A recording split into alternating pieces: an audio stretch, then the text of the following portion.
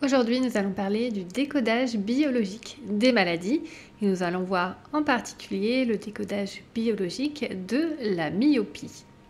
Je vais me baser sur le livre de Jacques Martel, Le Grand Dictionnaire des malaises et des maladies, paru aux éditions Quintessence.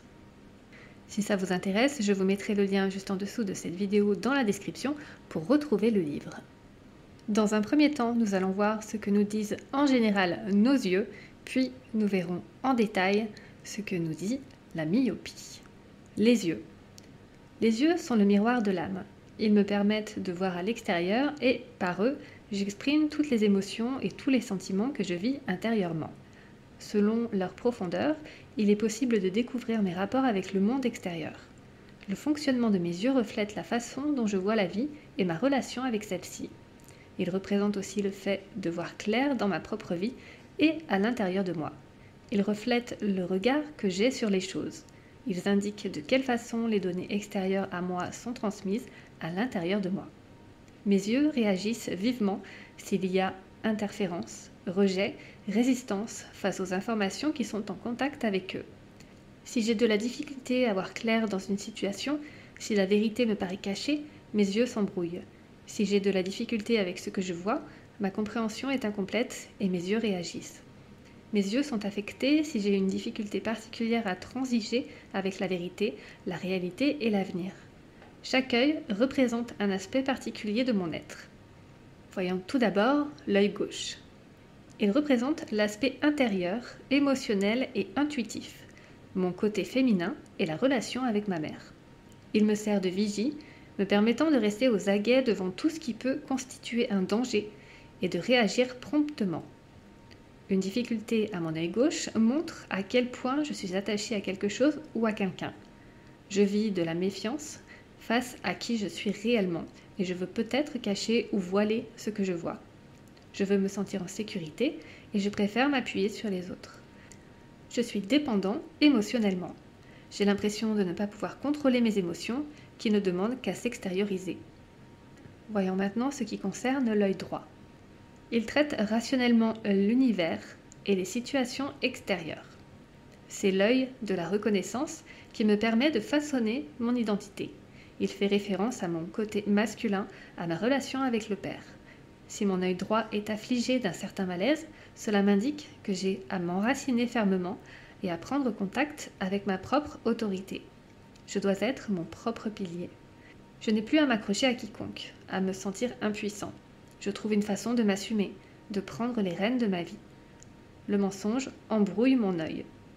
Des problèmes aux yeux sont l'indication qu'il existe des choses que je refuse de voir et qui remettent souvent en question mes principes fondamentaux et mes notions de justice.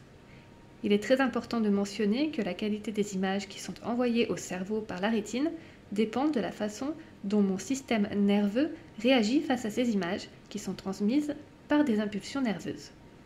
En plus de ce que je vois physiquement et qui est réel, il y a aussi toute la coloration, entre guillemets, avec laquelle j'imprègne chaque image en tenant compte de toutes mes expériences passées, vécues, et de tout mon bagage émotif, autant personnel et familial que social.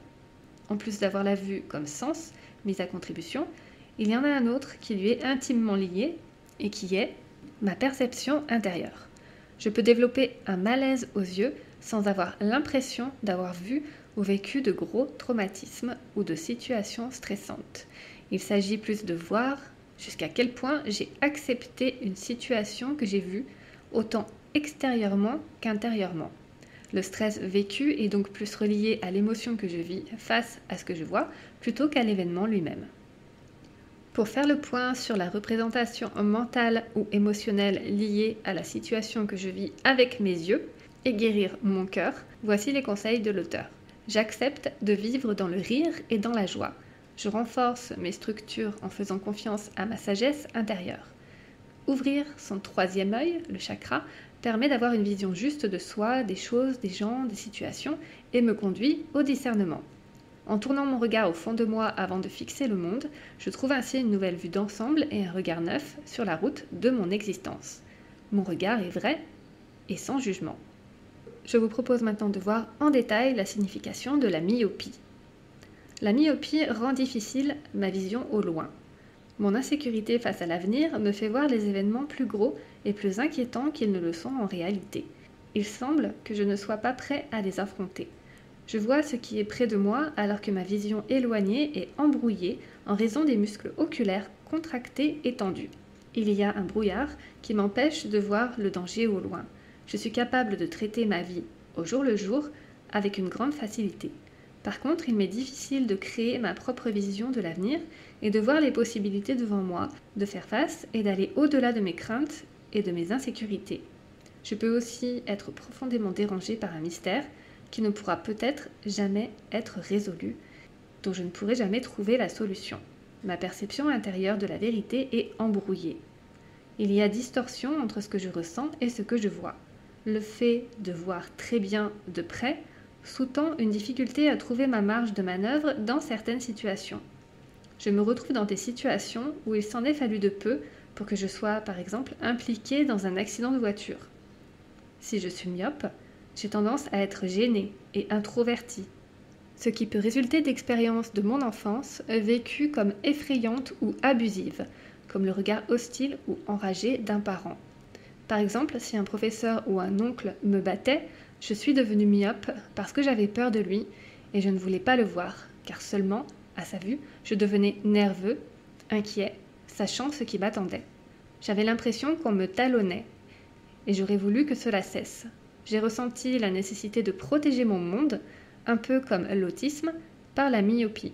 Habituellement, à moins d'avoir vécu un autre conflit, ma vision de près sera meilleure que la moyenne, car je sais, même inconsciemment, qu'il est important de bien voir ce qui se passe près de moi afin de pouvoir me défendre ou de faire les bons gestes pour m'éviter d'être blessée quand je sentirai cette menace près de moi.